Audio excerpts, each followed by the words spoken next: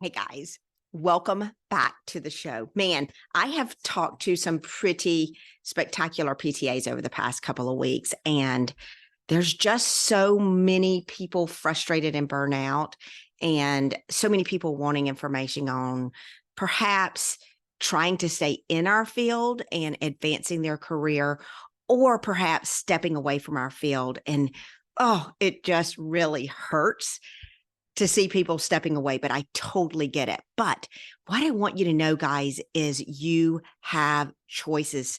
You're at a roadblock right now, and a roadblock is just a roadblock, okay? It's time to reflect to see what you truly want to do.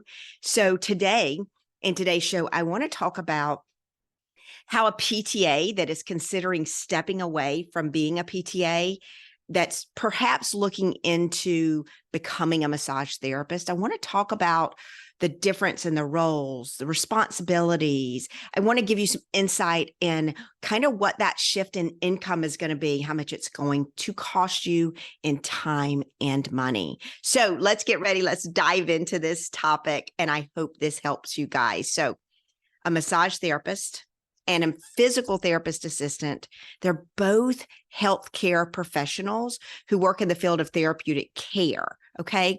Now, when I say healthcare, this word has evolved for me over the past 10 years. Healthcare is caring for your health, which is medically caring for your health. I am trying to build community around well care, which is more of a preventative care. So I think the PTAs that I am talking to are thinking well care prevention, but thinking that massage therapy will be their best step in getting there. There's a disconnect, guys, and I'm not going to go into that here. I'm always happy to broach the topic with you privately. But in this episode, I want to talk about massage therapy and physical therapy assisting. And right now, I want you to know that both are therapeutic care models, but they have different roles. They have different educational requirements, salary differences, and a different way that they can treat a client. And I want you to know that I think what you're looking for is, where do you go as a PTA because you're stuck, because your license limits you and you can't be a solo practitioner. So you're looking at other avenues that allow you to be a solo practitioner. Massage therapist is one of those avenues that you can consider. But let's kind of go through the roles and responsibilities to see if this is truly what you want to do. So a massage therapist provides massage therapy services to clients. And there's so many different categories and niche you can do in this field. Some go to promote relaxation, alleviate muscle tension, improve overall well-being. And they utilize soft tissue massage techniques to manipulate those tissues, focusing on specific areas of tension or pain. Massage therapists commonly work in spas, wellness centers, private practices, and healthcare facilities. Now, they are working and focusing on soft tissue, okay? So let's just move on from there and talk about a physical therapist assistant. Physical therapist assistant, that title works under the supervision of a physical therapist to help implement treatment plans for patients recovering from injuries or managing chronic conditions. PTAs assist with therapeutic exercise, modalities, and activities that aim to improve range of motion, strength, and functionality. Basically, what an insurance company will pay for, okay? They work in hospitals, outpatient clinics, rehab centers, nursing homes, home health, and there are some other areas that PTAs are branching into in the fitness side, which I think is awesome. Now, massage therapist. Becoming a massage therapist typically requires completing a formal massage therapy program. And guys, I've looked into many of these different programs, and many of them can vary in length. Oftentimes, they're around 500 to 1,000 hours of training. Some states require a license or a certification for massage therapists. So you're going to have to check that based on your state's massage therapy practice acts. A physical therapist assistant. To become a PTA, you must complete your associate's degree in physical therapy, which usually takes around 2 years. And a PTA must also pass a licensing exam in most states to practice legally. Now, let's talk about salary differences. Due to the differences in educational requirements and scope of practice, there is a significant salary gap between a massage therapist and a PTA. A massage therapist in the United States, the average annual salary for a massage therapist is around $40,000 to $50,000. Now, that can vary based on location, experience, and the type of setting you work in. A PTA typically earns a higher salary compared to a massage therapist, and the average annual salary for a PTA in the United States ranges from $55,000 to $65,000 or more, depending on factors such as location, experience, and the type of setting that you work in. Now, the cost of education, massage therapists, their program can vary based on the type of institution and the length of the program. These typically range from about $10,000 and can go up to $30,000. A PTA program, which is an associate's degree, it may involve some higher cost. It involves longer and more extensive education, and the cost can widely depend on the school and the location. From what I've seen, it ranges from about $18,000 to $30,000. Some of them are more if you have to go to a state and get out-of-state tuition or pay out-of-state tuition. Both of these, massage therapists and PTAs, work in the field of therapeutic care. Their roles, educational requirements, and salaries are going to differ significantly.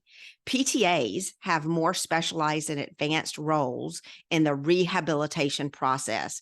It's reflected in their higher salaries, but also requires more extensive education and training compared to that of a massage therapist. To me, a PTA stepping over to be a massage therapist allows you to work on the muscles and be autonomous, but guys, there are some risks involved in this. And I'm going to, again, not touch on that in this show, but I will, there's some, keep your eyes open. There's things coming up that you're going to learn more about this.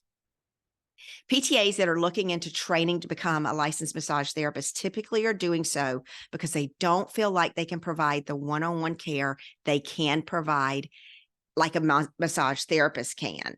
But there are some things that you need to consider as a PTA when making this transition. Number one, will this position provide a return on investment for the cost of the massage therapy school? And those costs between $10,000 and $30,000 for basic massage training, guys, you need to realize you invest that, you invest the time, but then you're going to have training hours and you're going to have to take CEU courses also that cost money. And all of that stuff needs to go into the bucket when you're determining how much you're going to actually pay for this new profession. And you're going to need to also take a license exam to practice as a massage therapist. And their thought and your thoughts sometimes are similar, but they differ as well. So just understanding that. Massage therapists generally have to work only 25 to 30 hours a week. Some of them only 20 hours a week because the soft tissue that they have to do. I have seen massage therapists for treatment in my clinic, and their elbows and their wrists and their shoulders, guys, they're shot. They're totally shot when they get into their 40, 50 years old. So I want you to understand, if you're already in that range and you're taking your body that could be in a little bit of a deconditioned state and you're in an injury, re-injury cycle yourself, this needs to be considered before you go in and aggressively, use your hands to treat people more of a soft tissue way.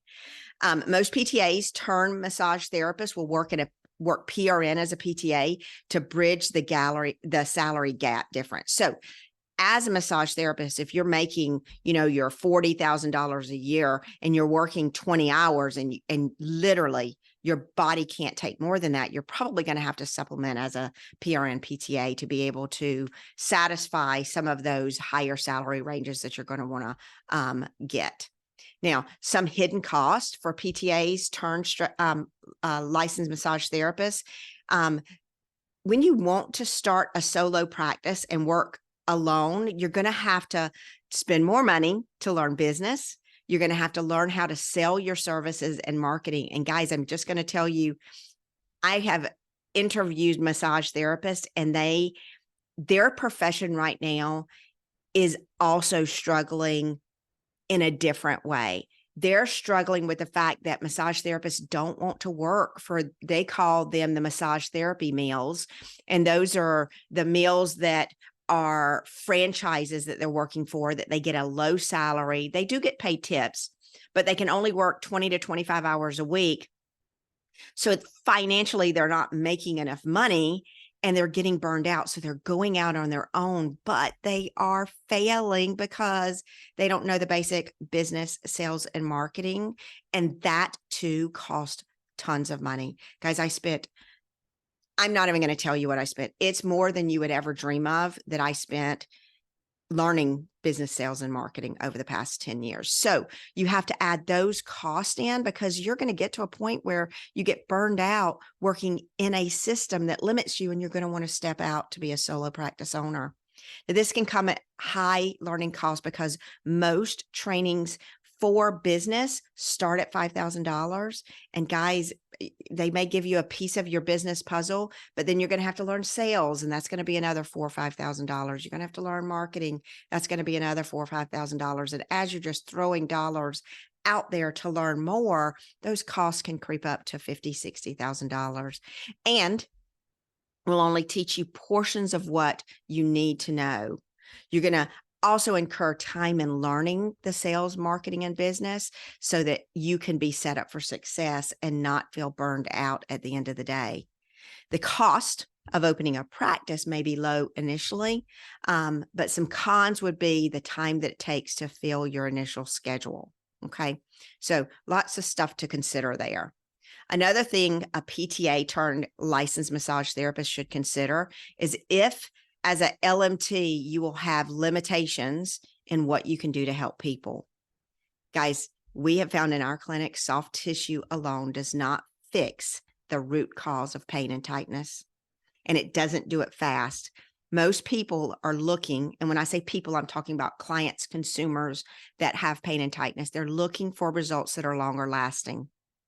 We have clients coming in our clinic, and their first thing they're saying is, I go and I get my massage, and I'm following everything my PT says. However, massage relief only lasts me about 24 hours. It feels good. Or some say they have to dig in so hard and I get bruised, but it does last for about 24 hours. So typical massage therapy will not provide long-term results initially. So you're going to need to develop an approach to help people to see the need to come weekly for massage in order to see a longer term results. Now, guys, I'm going to be interviewing some massage therapists, and that's coming up. So keep your eyes open for that show, so that you can hear more on this topic, and more of like what they've achieved in their career, or what their frustrations are, maybe what their salaries are now, how long it took them to get there, what it cost, things like that are what we're going to be reviewing in that show. But for those of you considering stepping away from PTA and becoming a licensed massage therapist, here's some information. I hope it's helpful for you. And if you have any questions, please feel free to reach out to me and my team, schedule an information session, and let's just talk about where you are and where you want to go so that you can make the right choice for your career to advance. Thanks for joining me today. I appreciate you.